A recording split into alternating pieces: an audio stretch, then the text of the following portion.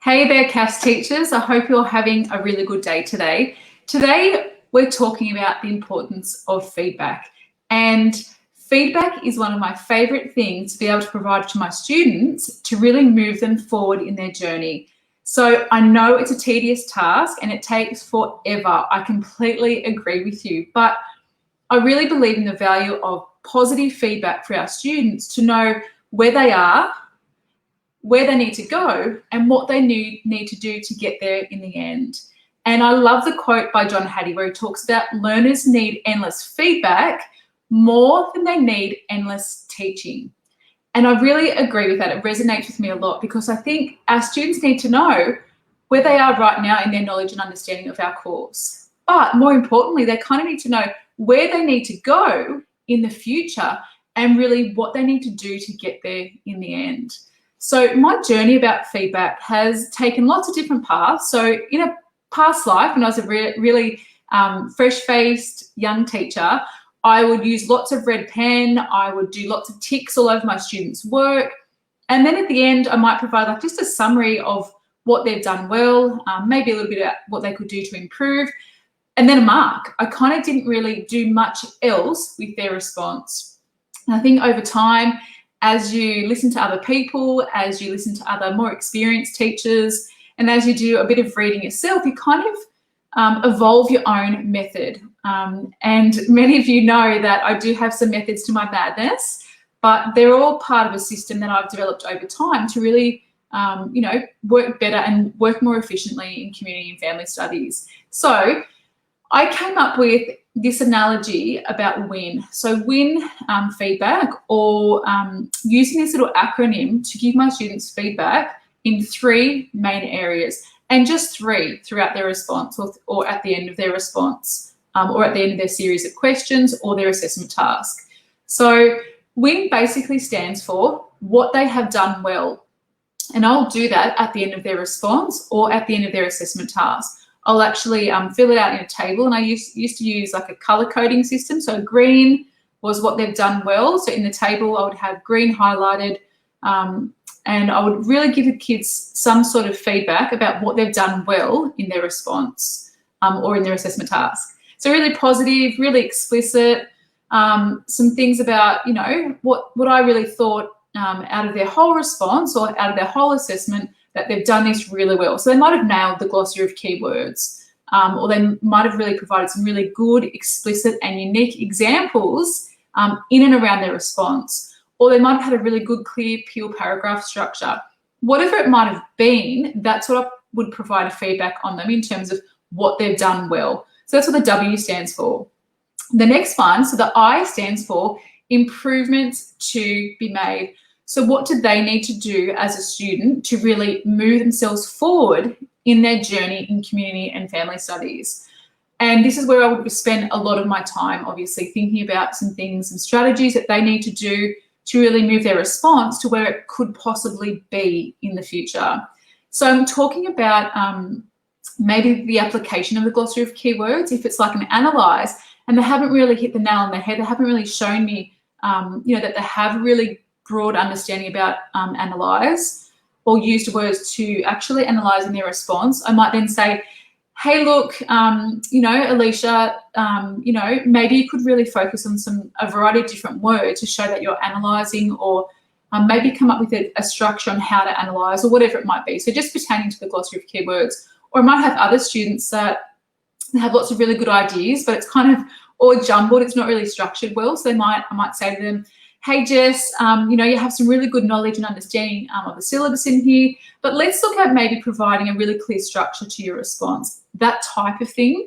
I'm thinking about higher order students, so students who are maybe tracking at a band 5 or 6, I might say to them, look, and you've included some really good examples, but they're examples that we've spoken about in class or examples straight from the textbook. Let's really look at embedding some really unique and varied examples in your responses to really stand out from the crowd. So that might be something I might give my higher order, thinking students.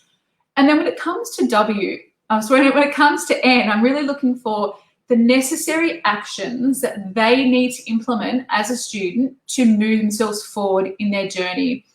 And that's where I actually take it back to the students, take it back to them and go, okay, well, I've said to you, this is what you've done well, this is what you need to do to improve, but what are you going to do? What are you going to actually action to improve your learning? So the N is really the important step. Necessary actions to improve. So really getting the kids to think big picture, what do I need to do as a student to move myself forward in my CAFS journey? And that's really important for the kids. Yes, this is what I've done well. This is what I need to do to improve. And this is the next step for me to then move me forward in my journey. So W stands for what I've done well, what the student has done well. And I often would have a table in green, like I said. Then the next one is improvements to be made.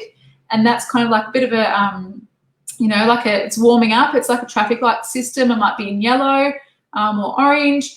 And then, in pink, I would use, highlighters, it's just my thing. I would go in pink, okay, this is the red light. This is what I really want you guys to be focusing on, okay? So this is really where, I want you to be moving forward in your journey. So kind of showing the kids that there's a bit of a structure, what you've done well, improvements to be made, and here is what you're going to do as a student to move yourself forward in your learning, and putting it back to the kids to really to be accountable for their learning, to take ownership of their learning and their improvements. And obviously they might need a bit of guidance in regards to those particular strategies to move them forward. But that would be literally a space for the kids to think about what they need to do. So they might have gone, okay, well, I was, pretty unprepared. I might start my assessment earlier, or I might seek feedback from Miss or Sir. I might really get to know the glossary of keywords a little bit better. Miss taught me in class, but maybe I need to look at different ways to actually embed that. So there are my 3 steps to feedback in community and family studies at the end of a response or at the end of an assessment task. Now, what do I actually do throughout the assessment task? In the past, I've done 2 things. The first thing, threw out all of my red pens. I literally did that one day. I went, no, I'm just going to get them out of my pencil case or out of my desk, or I'll give them to my students or my children, and say, no, I'm not using red anywhere. Red, we know, is traditionally a stop, no more, but or a big X or a big no. So I often I didn't use red, and I think I started to do some professional reading and fell in love with the work of Shirley Clark. And Clark works with or has done some work on feedback and on formative assessment. And if you haven't followed her work before, she is phenomenal. Lots of awesome resources out there, and I can provide some of those links below to give you guys some ideas of what that might look like. But she came up with this analogy that that students need to kind of look at feedback in a really positive way. So pink for positive and green for growth is what I took from her work. So she speaks about growth mindset as well, but I then took that on to say, okay, my pink is going to be what they've done well in positive. So I'll get my pink felt tip pen. I'm a lover of felt tip pen, my Artline felt tips. I'll then annotate my student's response and kind of show them where they've, maybe where they've included some syllabus terminology or understanding, maybe where they've really shown me some examples, maybe where they've shown me, their glossary of keyword, that type of thing. So what they've done really well. And then my comments in my W, so what they've done well, I'll put that in pink. And then some of you guys are thinking, I know that you are crazy, Kelly, this must have taken you forever, but there was so much value in this. Some of my kids would say, Miss, I've got so much pink on my page. What does all that mean? And I'd have to remind them, remember how I said to you, pink is what you've done really, really well. And they often felt, just felt supported and felt really positive about that whole feedback, rather than lots of ticks or crosses all over their page or just a mark at the end, but just showing them what they've done well throughout. They need to kind of be shown that so they keep moving forward and keep doing those sorts of behaviours. And then in green was really, these are the areas that I think you need to grow in. These are the areas that I think you need to really show some improvements. So I might pinpoint something throughout their response to say, look, this example here, it's good, but it might need to be more explicit. Or this, where you've shown me your impact, so your explain, this might need to be teased out a little bit further. Or you have really good knowledge and understanding, really good examples, but you're not actually addressing the key word. So that would be something that I would show the kids in their response. So they knew it right there and then in that response. And look, I'm going to be so honest with you guys, it did take a long time. And many colleagues that I've worked with before look at my feedback and go, what the hell, you can't do that for every kid. And I would spend that time giving them feedback, explicit feedback, to move them forward in the end. So I used to use win feedback, then I used to use pink for positive, pink highlighter or pink felt tip pen, and green for growth. The next layer of that was providing them feedback in annotations. So I did that before an assessment task was due, or as we were practicing.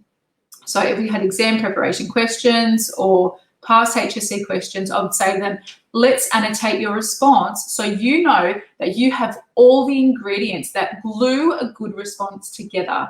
And if you followed me for a little while, you'll know what that glue stands for. So glue stands for, have you got that clear glossary of keyword in that response? Have you got a link back to the question? Often the kids don't have that. They talk all over the shop, but don't really have a clear connection back to that question. Have they shown you knowledge and understanding of the syllabus? And have they really shown you really clear, explicit and varied examples in their response? So glue is another acronym, I know, but glue is really what pieces an answer together. So really all those little parts, how they actually glue together to make that overall response. Obviously you'll have a clear peel paragraph structure, teaching that explicitly to the kids, but glue is what you use to show that annotation, that in that peel paragraph or in that series of paragraphs, these are all the bits that make up a really good answer. If you don't have something in there, it means that you're missing that ingredient. And of course, I would add colors to this as well. So I would have highlight the glossary of keyword where it's been addressed in green, where the link is in pink and link, and then any understanding of the syllabus is in orange, and then I'll use the examples would be in yellow. So using 4 main color highlighters, really easy. The kids can quickly annotate their work, show that to me before they even hand in a response to say, yes, miss, I have actually addressed these 4 things in my response. Obviously having that clear peel paragraph, but here is where I've shown you that I have the glossary of keyword addressed. Here's my links throughout my answer. Here's my understanding of the syllabus, and here is my examples really explicitly in there.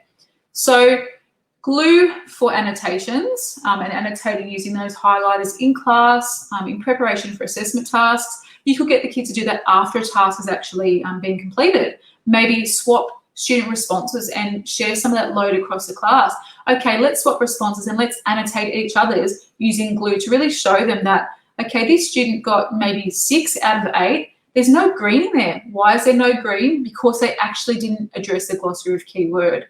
Or there's no real yellow in there. They've got really good knowledge and understanding of the syllabus. They address the glossary of keyword, but hang on, where are your examples in there? So really showing the kids and sharing this with them to really provide that scaffold and that annotation so they kind of really know what they need to do to include all those parts in a really good response. And there are many layers to this feedback, obviously. And if you're just providing a mark or just providing a tick still, I want you guys to think outside the box and maybe move yourself beyond that, because the kids deserve it. The kids deserve more than just a tick and more than just, just a mark. They don't look at the mark often. Well, sorry, they do look at the mark. They don't look at the feedback once you've given them a mark. And that's a whole nother training that I can give you guys. So Dylan, William and Paul Black talk about in their work with formative assessment, and they've done some studies on this, that when you provide the kids feedback, verbal feedback or written feedback, and then a mark, they will completely ignore that really valuable feedback that you've spent hours and hours of time giving them. They'll completely ignore it. they'll only focus on that mark. And I remember even last year, one of my year 12s, she struggled a lot, I'm going to be honest. And I saw one of her assessment tasks in the bin. And I thought, I did all this, I gave her really explicit feedback. But I think as soon as she saw that mark, she was like, nah, I'm binning it. I didn't do that well. I don't care. And she didn't take all of that valuable feedback in.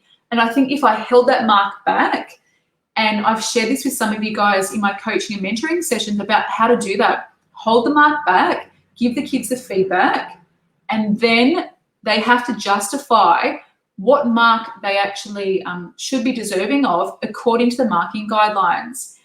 And I want to challenge you guys on that. I want to challenge you guys to see if you want to experiment that with your class. Have a go at giving marks after the feedback. And I did that with a colleague 2 years ago, I think. And at first she was really reluctant. She's like, Kell, I'm not wasting my time doing this. You're crazy. But we did that for one of our option assessment tasks. We held it back. And the kids had to justify on just a sticky note, just on a Post-it note, as to where they think their marks sat within that marking guidelines and really why, based on our comments through our annotations of their response. So we gave the annotations, we gave the kids feedback, written feedback in their responses, and they had to look at that and go, okay, where do I kind of fit within that marking guideline? What will I actually give myself, out of 12 or 8, whatever it was? And the magic that we saw in our class or classes when the kids do that was amazing. And more often than not, they were on the money, but they had to engage with that marking guideline and with that feedback first before they were actually awarded their mark. So I'd really love for you guys to share with me how you do feedback, how you roll out feedback in your class. And if you would like to know more about how this process works, I have a few things that you can dive into. So I'm going to share with you some PDFs around the winning feedback, and that will be provided to you in the links below. But also in my Exploring Your 11 CAFS program, I talk all about this, as well as in purposeful assessment for Year 12 CAFS. And I think in strategic approaches to IRP, but feedback is a game changer. And I really think that if we use feedback more frequently with our students, they're going to strive for success. So let me know how you go, and I'd really love to hear your feedback.